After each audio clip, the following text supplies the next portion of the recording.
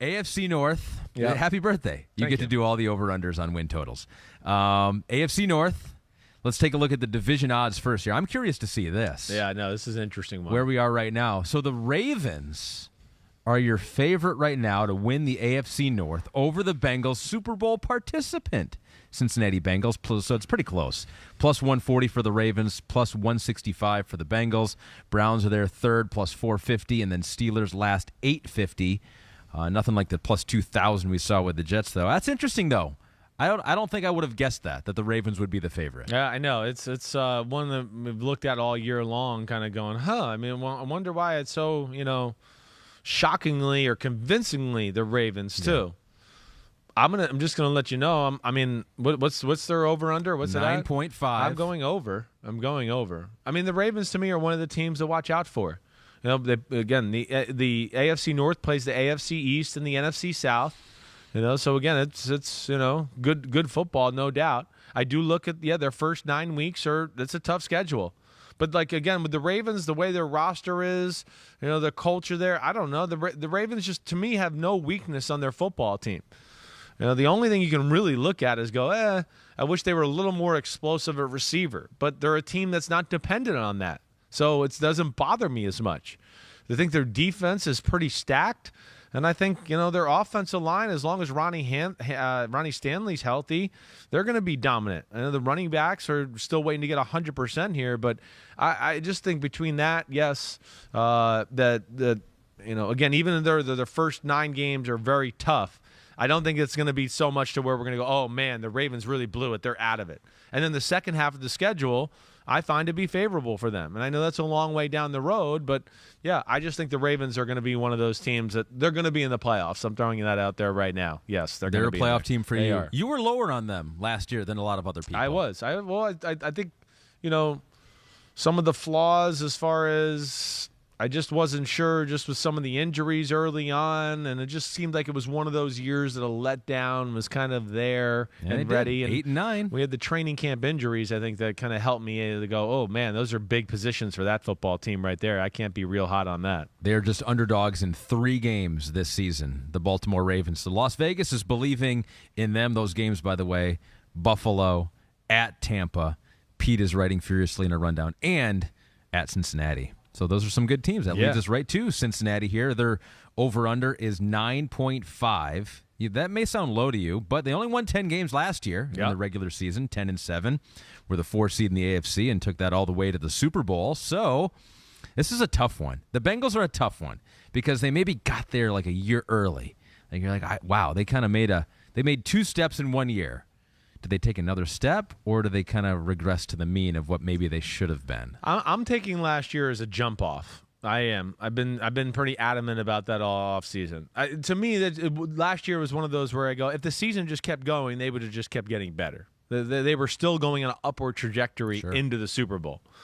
All right, they found a team that kind of found their legs and trajectory kind of at the end of the season too, and it was, I think, maybe the toughest matchup in all of football for them with the Rams in the Super Bowl. But I just look at the Bengals and go, wait, they went to the Super Bowl, they got better. Could they maybe have a little bit of a Super Bowl hangover? Okay, maybe. I don't think it's going to be a big one. If it is, more or less the thing I look at a little bit to where I'm picking the over here with them is just that they're not going to catch anybody by surprise this year. When they come into town, people are going to go, oh, we're playing the team that was in the Super Bowl this year. I mean, there's going to be fanfare and, media hype around it. So there's going to be expectations there. But I think the big thing is, I mean, the start of their schedule is certainly nothing like crazy.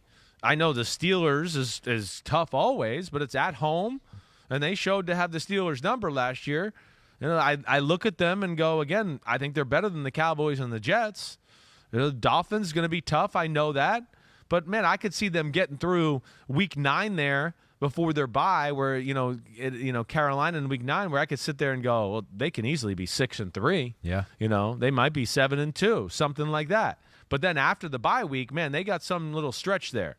And that's where it could be dangerous for them. Even though we don't know what these teams are going to be, like – I know that, teams like Tennessee, Kansas City, the Bucks, the Patriots, the Bills, the Ravens, even if they aren't as good as we think, they're not going to be slam dunk type of wins. I don't give a crap how the season falls out. Yeah. To where I look at the end of that schedule and go, ooh, that's some way to end your season in November and December there. That Super Bowl hangover is real. We have seen that. It is. Many times. Yep.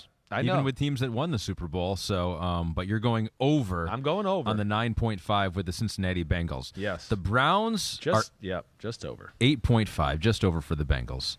Browns 8.5. They were 8-9 last year with a whole lot of turmoil. Now this is a tough one, and you've already let the cat out of the bag with one team. I'm going to do that too with the Browns. I ranked them as having the number, I think, 2 roster in football. Yeah.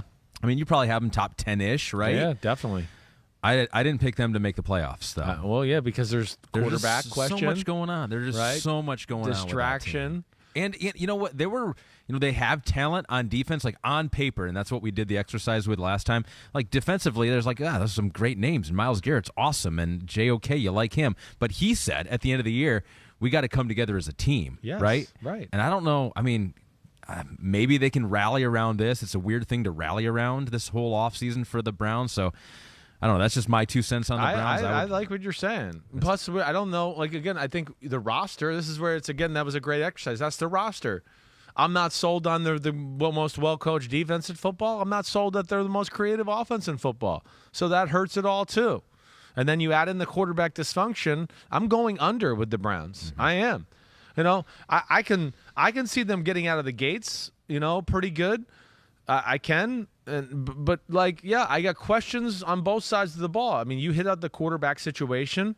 And again, the fact that Jacoby Brissett only played last week, and again, it wasn't that great, that doesn't make me feel better about week 1. Defensively, it was a top 5 defense in football last year, but like I've said kind of about the Bills, who were the number 1 team, not really a top 5 defense, not really. They feasted on the crap teams in the NFL.